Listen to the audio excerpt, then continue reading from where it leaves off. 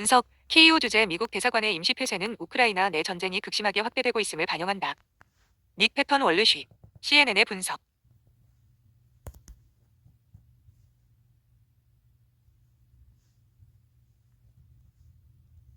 키이우에 있는 미국 대사관은 2022년 러시아의 우크라이나 침공이 시작되기 몇 달 전부터 이전한 이후로 문을 닫지 않았습니다.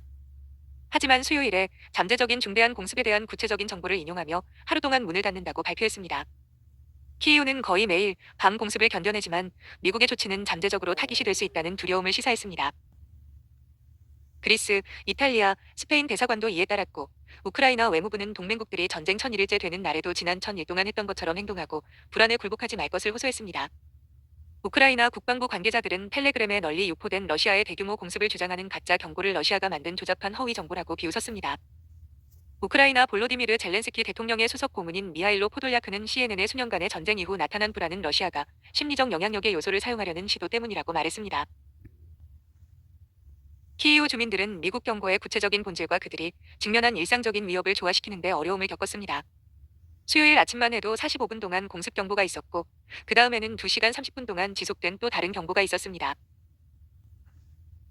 솔직히 말해서 우리는 오늘 공습 경보가 울릴 때마다 지하실로 내려갔어요. 그녀가 말했다. 정말 무서웠어요. 우크라이나 전역에서 위협과 평화에 대한 이야기는 매우 개인적인 것이지만 지정학적 위험도 커지고 있습니다. 미국 대사관은 폐쇄가 러시아 핵 교리의 미묘한 변화와 관련이 없다는 것을 명확히 해야 한다고 느꼈습니다. 크렘린은 화요일에 이를 자세히 설명하면서 드론이나 미사일 공격에 대한 두려움에서 비롯된 것이라고 주장했습니다.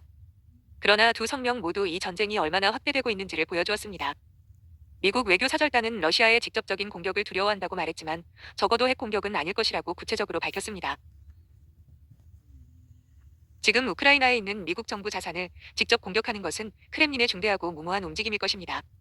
이는 나토와 러시아 간의 더 광범위한 전쟁을 촉발할 수 있는 미국의 심각한 대응을 필요로 할 것입니다.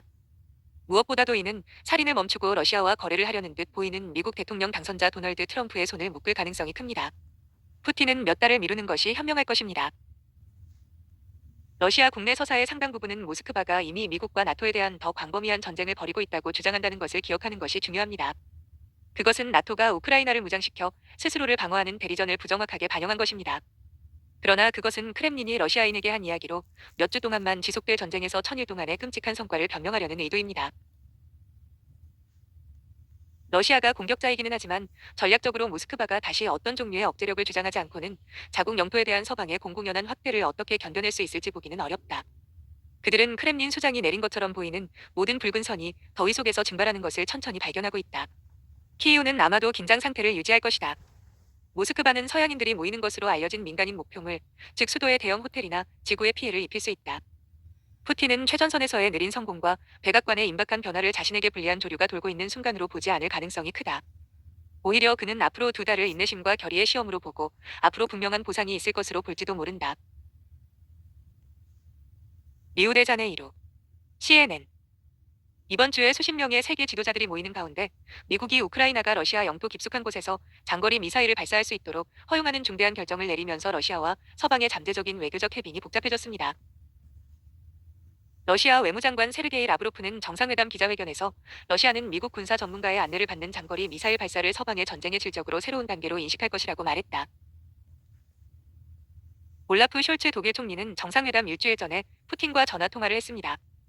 정상회담이 끝난 후 라브로프는 또한 독일 정부가 우크라이나에 타우루스 순항 미사일을 보내는 것을 거부한 것을 책임있는 입장이라고 극찬했다고 테스가 보도했습니다. 리우 현장에서는 프랑스 대통령 에마뉘엘 마크롱이 라브로프와 악수하는 모습이 포착됐고 참석자들의 가족 사진을 찍는 동안 그의 뒤줄에 서 있었다. 트럼프의 임기가 임박하면서 우크라이나 갈등에 대한 거의 모든 논의가 그림자를 드리웠습니다. 이곳의 지도자들은 트럼프의 전쟁에 대한 견해를 예민하게 알고 있지만 그가 취임하면 정책에 어떻게 반영될지 확신하지 못합니다. 예를 들어 트럼프가 우크라이나의 장거리 능력을 허용하기로 한 바이든의 결정을 지지할지는 불분명합니다.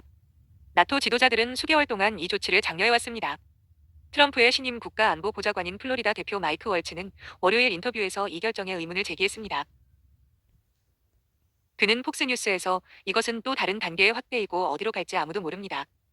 라고 말하며 퇴임하는 행정부로부터 정책 변화에 대한 사전 통보를 받지 못했다고 덧붙였습니다. 최종 지도자 성명서의 언어는 이전 몇 년보다 약화되었으며 러시아에 대한 명확한 비난 없이 인간의 고통과 전쟁의 부정적인 추가 영향에 대한 광범위한 언급이 포함되었습니다.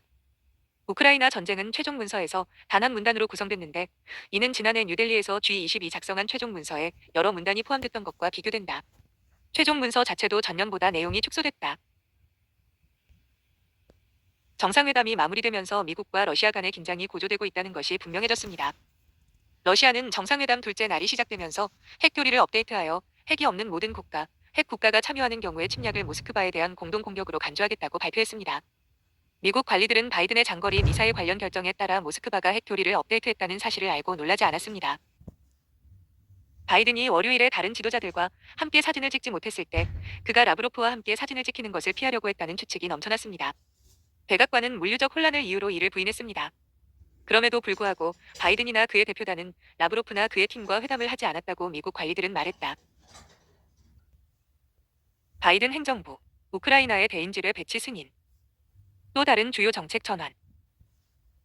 CNN.